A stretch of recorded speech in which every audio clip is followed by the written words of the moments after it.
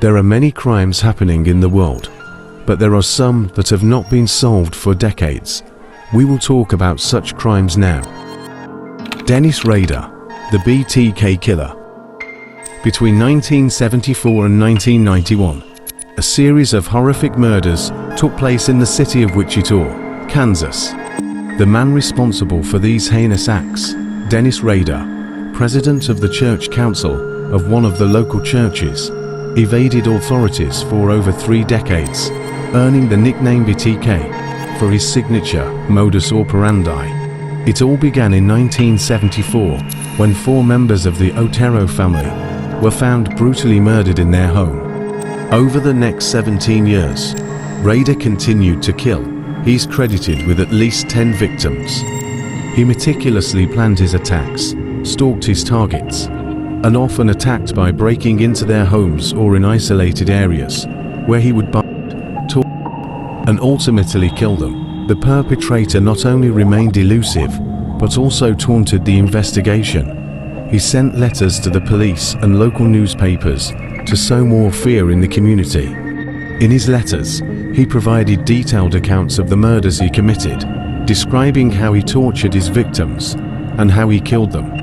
Rader photographed the bodies of his victims and even called the police himself, reveling in his actions. Both local and federal law enforcement agencies spent decades searching for the killer.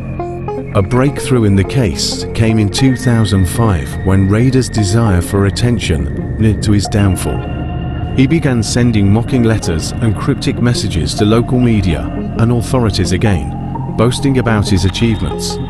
Authorities were able to match DNA evidence from a discarded cereal box to Rader, as well as metadata from a floppy disk he had sent to a newspaper, ultimately leading to his arrest.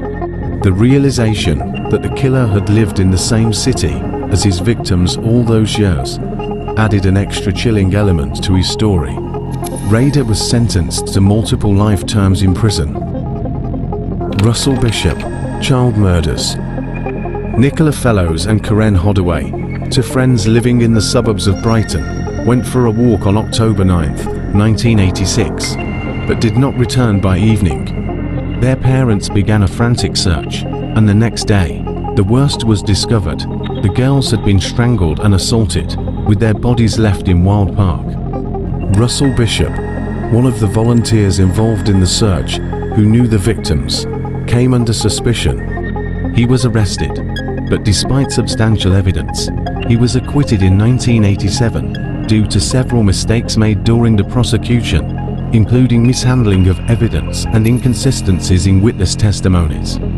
The lack of direct evidence linking Bishop to the crime led to his release. Years later, new circumstances allowed for a re-examination of the evidence, which led to the discovery of Bishop's DNA on critical items of clothing connected to the crime scene. In 2018, Bishop was arrested, subsequently found guilty of the murders, and sentenced to life imprisonment. The unsolved murder of Maria Ridulph.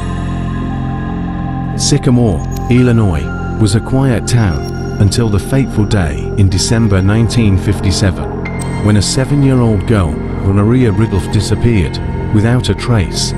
She was last seen playing with a friend. Her disappearance shocked the community, and everyone in Sycamore made great efforts to find Maria. However, the search yielded nothing. Days turned into weeks, weeks into months, and Maria's whereabouts remained a mystery. The case went cold. The investigation was reopened in the early 2010s. Thanks to advancements in forensic science, authorities re-examined the evidence and reviewed witness testimonies. The new investigation led to the identification of a potential suspect, Jack McCullough, a former neighbor of the Ridulph family. McCullough's arrest and subsequent trial shed light on the horrifying details of the crime. Witnesses testified, revealing that the case was filled with false leads, misinformation, and forensic errors from the 1950s. McCullough's conviction brought some closure to Maria's family and the community, but it was not the end. In March 2016, a new analysis of the evidence after the verdict showed that McCullough could not have been at the location of Maria Ridulph's likely abduction. For example, Illinois Bell phone records indicated that McCullough had called his mother from a payphone in downtown Rockford, not from Sycamore, on the evening of the incident. McCullough was released and declared innocent. Maria's murder remains unsolved. 33 years in search of justice. United Kingdom, April 23, 1968. Roy Tuttle, affectionately known as Tats by his peers, was on his way home from Kingston Grammar School as usual, but he never made it. His body was discovered 3 days after his disappearance, behind the gates of Churchley Court in Mickleham, showing signs of strangulation and assault. The investigation that followed this horrific crime was a complex challenge for law enforcement. Despite significant efforts, the case remained unsolved for 33 years. It was not until 2001 that Brian Lunfield, a convicted sex offender with a history of crimes against children, confessed to the crime. The DNA testing results emerged. Field described the final moments of Tuttle's life. He had offered to give the boy a ride home and then brutally assaulted him. In 2001, Brian Lunfield was sentenced to life imprisonment. The terrifying story of the French killer. The Cecil Bloch case is considered one of the most monstrous criminal investigations in French history. It all began on May 5, 1986, in Paris, when an 11-year-old girl was murdered on her way to school. Cecil's body was found under a piece of old carpet in a basement. The police reported that she had been raped and also suffered injuries.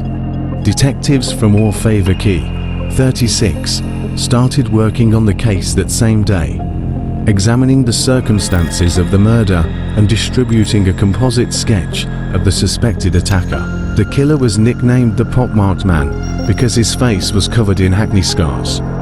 Witnesses to Bloch's abduction were seeing a suspicious man with a pockmarked face. Cecil's stepbrother, Luke Richard, also described seeing a man with similar features. However, memories alone were not enough. Months passed, and new murders occurred that the police and media attributed to the pockmarked man. It was not until September 30, 2021, that AD and AIM allowed the Paris Criminal Brigade to identify Francois Verova, a 59-year-old former police officer, as Cecil Bloch's killer, and also as the perpetrator of at least 2 other murders.